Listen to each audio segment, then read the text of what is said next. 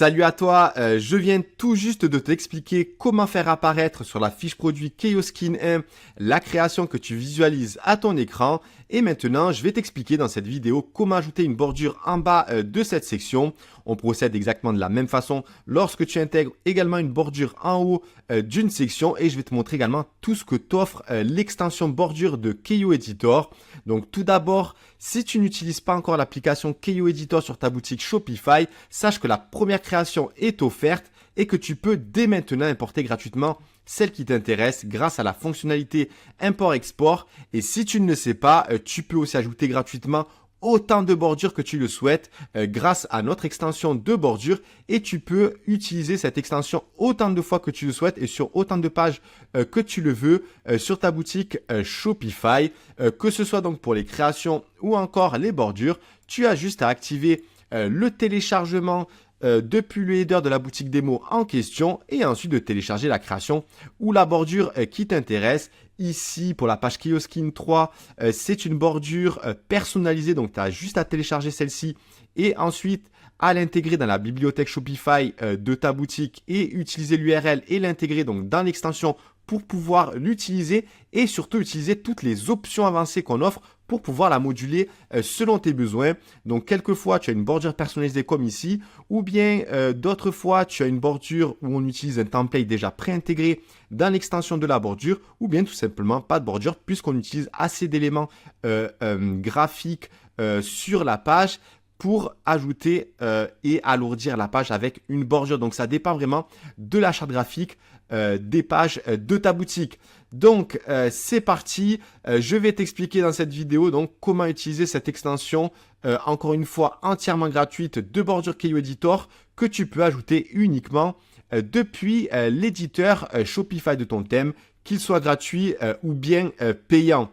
C'est parti, je vais donc me rendre dans la section App. Donc, on a ajouté la création 1. Donc, si jamais tu ne sais pas comment ajouter une création depuis l'éditeur Shopify de ton thème, n'hésite pas à te rendre à la vidéo dédiée à ce sujet.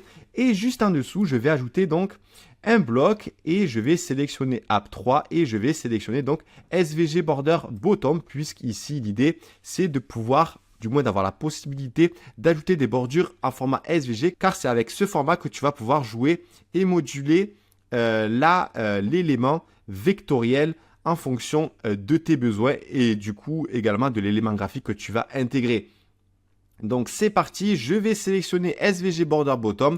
Donc tu as bien évidemment des templates déjà préintégrés et avec lesquels tu vas pouvoir jouer sur beaucoup de fonctionnalités, que ce soit la largeur, la hauteur sur desktop, mobile, tablette, sa position si jamais tu utilises par exemple une largeur supérieure à 100%, positionner la bordure où tu le souhaites en fonction de tes besoins, que ce soit encore une fois sur desktop, sur mobile et sur tablette. Tu vas pouvoir cropper, donc je vais te montrer pourquoi utiliser cette fonctionnalité car elle est super intéressante et tu vas pouvoir même animer les templates déjà préintégrés mais également les bordures personnalisées que tu vas pouvoir intégrer grâce à notre extension.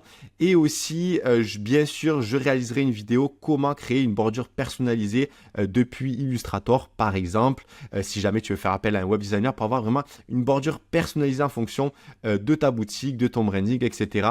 En sachant qu'on propose déjà beaucoup de bordures personnalisé, que ce soit sur Keoskin ou encore sur d'autres boutiques démo que tu peux retrouver depuis le menu et d'autres encore qui vont arriver dans le futur. Donc, je vais tout d'abord commencer par les templates déjà préintégrés. Donc, je vais sélectionner par exemple ici Wave. Voilà, Waves. Donc, ensuite, tu as Waves Opacity. Comme ceci, donc c'est le template qu'on a utilisé pour la page Keoskin 1. Donc ici, elle est absente puisque je l'avais supprimée pour cette vidéo. Donc on la retrouve également dans la table, on la retrouve également au-dessus de cette section. Donc je retourne dans l'éditeur Shopify. Donc je garde Wave Opacity. Bien sûr, tu as d'autres templates avec lesquels tu peux jouer, notamment avec la largeur, etc. Donc ta curve asymétrique, ensuite tu as le triangle, etc., etc. Donc tu peux te balader sur les différents templates qu'on te propose et ensuite tu peux tout simplement ajuster en fonction de la largeur, de la hauteur, etc., etc. Donc, je vais afficher ici Wave Opacity. Donc, pour le desktop, on a une largeur de 180%. Donc, je vais le remettre à 100% puisque je veux obtenir le template à 100% sur sa largeur. Et la hauteur, je vais le descendre et le remettre à 90 valeurs par défaut. Comme ceci. Tu peux tout à fait également moduler le curseur en fonction de mobile et sur tablette. Donc, bien évidemment, sur mobile, tu peux le faire depuis directement l'aperçu Shopify. Mais malheureusement, Shopify ne propose pas la tablette. Par contre, ce qu'on propose bien sûr dans Keyo Editor, on propose également d'autres résolutions. Mais si jamais tu veux travailler et ne pas utiliser la valeur par défaut qui est déjà optimisée pour n'importe quelle bordure, tu peux tout à fait te rendre directement sur la page et par exemple inspecter l'élément et mettre tout simplement la résolution de la tablette pour à peu près jauger sur la hauteur de la bordure ou encore la largeur. Donc je retourne dans l'éditeur comme ceci. Donc tu peux encore une fois gérer la largeur, la hauteur comme ceci. Et comme tu peux le visualiser à ton écran, et ce dans n'importe quelle section finalement de ta page chaque fois que tu utiliseras l'extension bordure.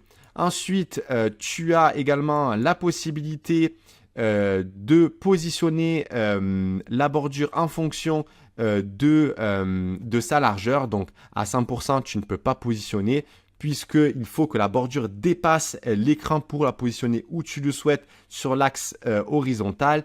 Donc, par exemple, je vais positionner le curseur sur 295% à titre d'exemple et je vais le positionner peut-être à 60% en fonction de la partie qui est affichée ou non, donc 60% ou tout à droite la bordure. Comme ceci, donc si je la réduis, forcément, on va voir la fin de la bordure avec une partie de la droite et plus je réduis et plus on verra donc l'intégralité de la bordure puisque si je positionne le curseur sur la largeur de 100%, forcément on verra toute la bordure et donc on ne pourra pas la positionner donc soit à 0, 60%, etc. Donc c'est un déplacement de la bordure qui se fait de la droite vers la gauche et tu vas pouvoir la positionner où tu le souhaites dès lors où bien sûr la largeur de la bordure dépasse 100%. Ensuite, tu peux cropper la bordure. Donc, si tu croppes ici, tu vas pas voir vraiment ce que ça donne. Mais pour vraiment que tu puisses visualiser l'intérêt de cette fonctionnalité qui est vraiment superbe, je vais par exemple ajouter une section du theme down. Je vais prendre par exemple l'image banner. Je vais la positionner au-dessus, comme ceci.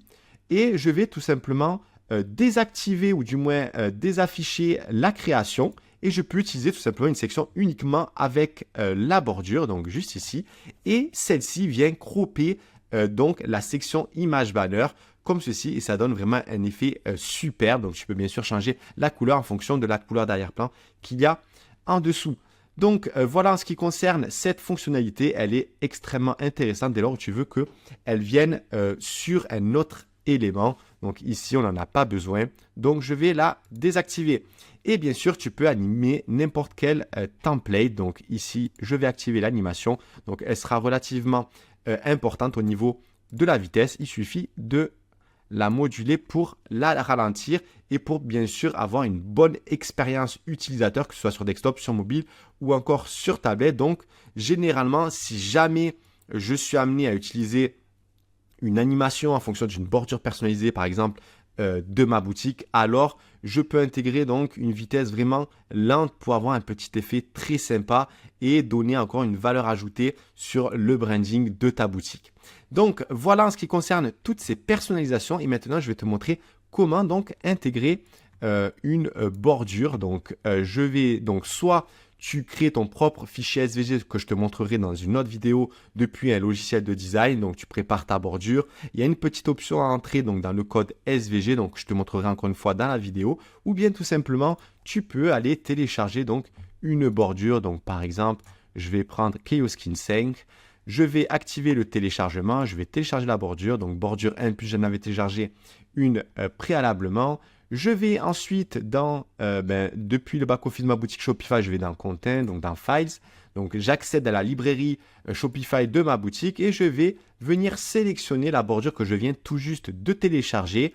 Je vais récupérer, donc copier le lien. Donc, comme tu peux le voir, la taille, elle est vraiment vraiment très petite et donc l'élément graphique est parfaitement optimisé pour les performances de ta page.